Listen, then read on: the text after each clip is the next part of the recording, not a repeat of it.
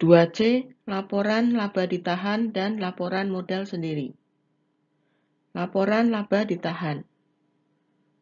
Dalam perusahaan yang berbentuk perseroan, di samping neraca dan laporan laba rugi, juga disajikan mengenai laporan laba ditahan atau Statement of Return Earning. Laba ditahan adalah bagian laba yang ditanamkan kembali dalam perusahaan dan diakumulasi sepanjang umur perusahaan. Laba yang diperoleh oleh perusahaan biasanya tidak dibagikan seluruhnya kepada pemegang saham atau pemilik sebagai dividen, akan tetapi ditahan oleh perusahaan untuk berbagai keperluan.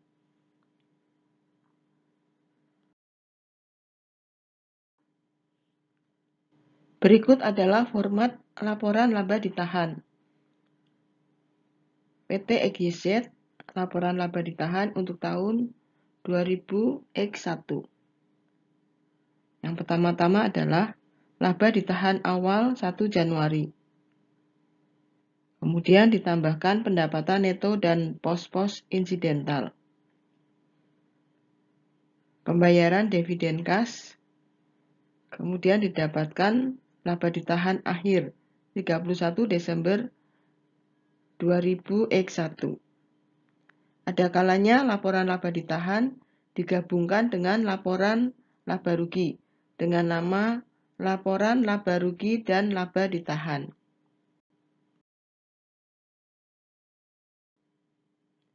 Dividen saham. Dividen saham adalah penerbitan saham tambahan kepada pemegang saham yang ada sebanding dengan persentase kepemilikannya. Apabila dividen saham diumumkan, maka perkiraan laba ditahan menjadi berkurang. Dari sudut pandang pemegang saham, penerimaan saham dividen tidak seperti penerimaan dividen tunai, tidak memiliki nilai yang berwujud.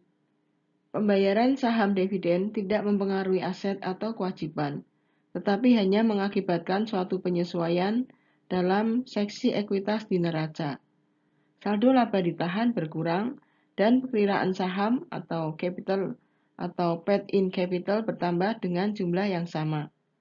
Hal-hal yang terjadi sehubungan dengan ekuitas, salah satunya adalah stock split, yang juga akan mengakibatkan penambahan jumlah lembar saham yang beredar, dan biasanya dilakukan oleh perusahaan untuk menurunkan harga pasar saham tersebut. Perusahaan yang sering melakukan stock split bermaksud agar sahamnya dibeli oleh investor.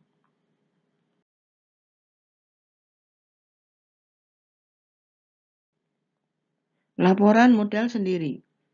Untuk mengetahui perubahan besarnya modal sendiri selama suatu periode akuntansi, perlu disusun laporan modal sendiri atau Statement of Owner Equity. Laporan ini terdapat pada perusahaan perseorangan atau Single Proprietorship. Umumnya berbentuk PD atau perusahaan dagang, dengan cara memperhitungkan pendapatan bersih yang diterima atau kerugian bersih yang diderita, pemakaian prive, dan penambahan modal oleh pemilik bila mana ada.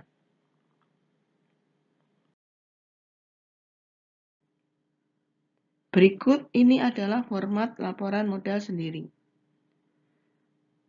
Di atasnya tertera perusahaan dagang SYZ misalnya. Laporan modal sendiri untuk tahun 2000X1. Awalnya modal sendiri atau awal, kemudian investasi tambahan, laba atau rugi tahun berjalan. Pemakaian prive, modal sendiri akhir 31 Desember.